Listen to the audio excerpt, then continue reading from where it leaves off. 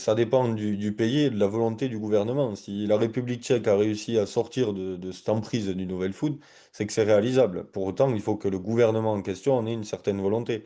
L'Allemagne, aujourd'hui, ils sont ben, dans une toute autre volonté que le gouvernement français, quoi. C'est constatable.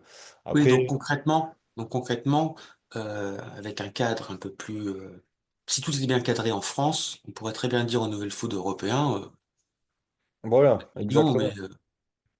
c'est bon, on gère quoi.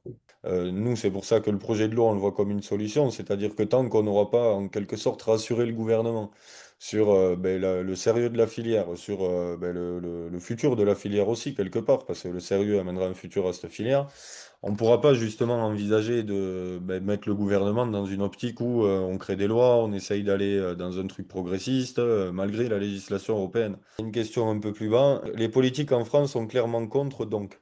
Alors, être pour ou contre, aujourd'hui, je dirais, on n'est plus dans ce débat, et puis c'est un peu ce à quoi on en est venu avec le projet de loi.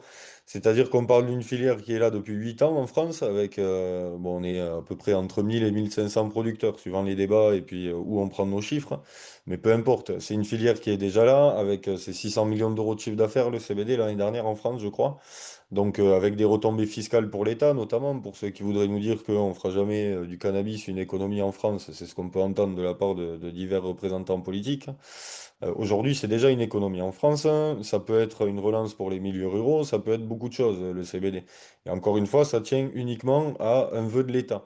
C'est-à-dire aujourd'hui, ben, ils montrent clairement qu'ils, jusqu'ici, ils ont une politique où ils étaient contre, effectivement. Pour autant, malgré le fait qu'ils soient contre, on a une filière avec des CBD shops qui ont des bannières allumées tous les jours.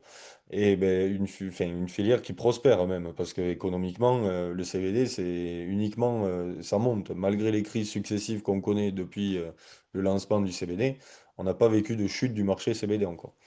Au niveau du chiffre d'affaires, j'entends.